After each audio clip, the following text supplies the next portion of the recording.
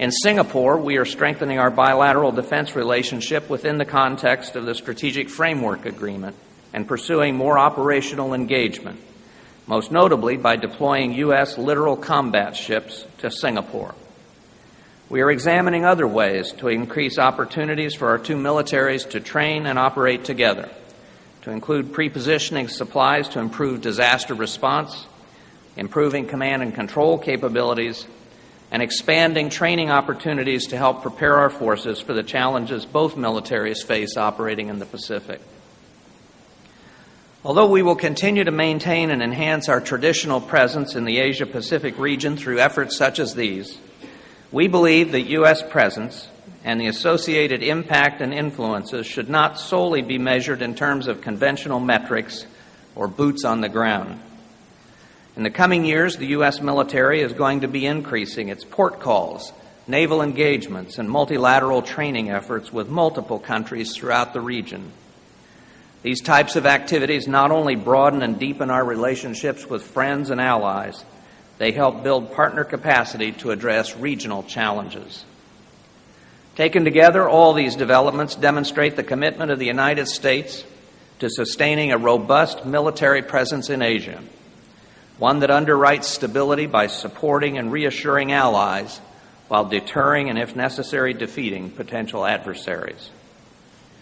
No doubt, sustaining this forward military presence and commitments is costly and cannot be disentangled from the wider discussions of the U.S. fiscal predicament in general and the pressures on our defense budget in particular. I know this topic is top of the mind of this conference and around the region. As I noted at the beginning of my remarks, the U.S. faces some serious fiscal challenges at home. And the defense budget, even if not the cause of America's fiscal woes, must at least be part of the solution.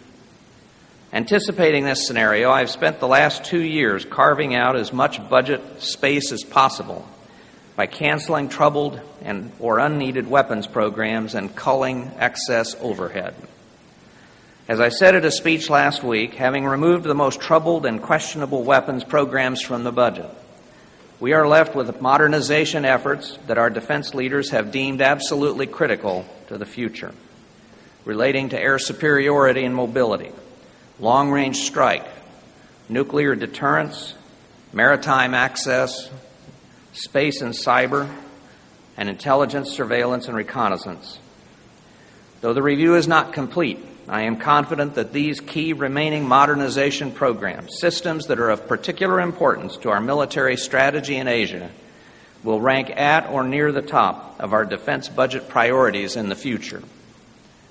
Many of those key modernization programs would address one of the principal security challenges we see growing over the horizon: the prospect that new and disruptive technologies and weapons could be employed to deny U.S. forces access to key sea routes and lines of communication. The U.S. Navy and Air Force have been concerned about anti-access and area denial scenarios for some time. These two military services are working together to develop a new concept of operations called air-sea battle to ensure that America's military will continue to be able to deploy, move, and strike over great distances in defense of our allies and vital interests. The record of growing U.S. engagement in Asia, combined with investments being made in capabilities most relevant to preserving the security, sovereignty, and freedom of our allies and partners in the region, show that America is, as the expression goes, putting our money where our mouth is with respect to this part of the world, and will continue to do so. These programs are on track to grow and evolve further into the future, even in the face of new threats abroad and fiscal challenges at home, ensuring that we will continue to meet our commitments as a 21st century Asia-Pacific nation with appropriate forces, posture, and presence. Now, I acknowledge that there are some myopic souls who will argue that we cannot sustain our role in Asia-Pacific, that there are some voices of gloom and doom who would also argue that the best days of the United States are behind it.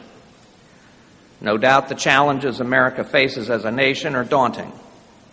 But as I end my career in government, I remain completely optimistic about the prospects of the United States because I have seen firsthand the staying power and adaptability of America over the course of my life. Indeed, history's dustbin is littered with dictators and aggressors who underestimated America's resilience, will, and underlying power. It was 45 years ago this summer that I first went to Washington to begin my career at the height of the U.S. buildup in Vietnam.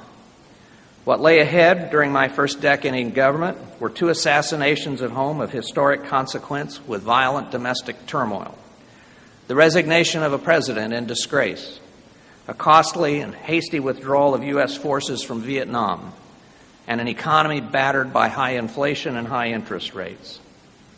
As I ended my first decade in government in the mid-1970s, the United States faced even more pointed questions about its place in the world, its place in Asia, and its ultimate prospects for success than it does today. But it was during that discouraging period that the groundwork was being laid through policies pursued by administrations of both American political parties for the remarkable turn of events in the following decades. Victory in the Cold War and the dissolution of the Soviet Union, the liberation of hundreds of millions of people behind the Iron Curtain and around the world, and a period of renewed global prosperity with Asia leading the way. And despite predictions to the contrary, America's setback in Vietnam did not spell the end of our engagement in Asia. In fact, as I mentioned earlier, we pursued a new relationship with China and have been expanding our defense partnerships in the region, including Vietnam, ever since. There is no way we can predict the future, nor can we predict the effect that decisions made today will have a decade or 2 from now. But I believe our work in Asia is laying the groundwork for continued prosperity and security for the United States and for all in the region. And when we make the necessary sacrifices and take the necessary risks to defend our values and our interests, then great things are possible and even probable for our country, this region, and the world. Thank you.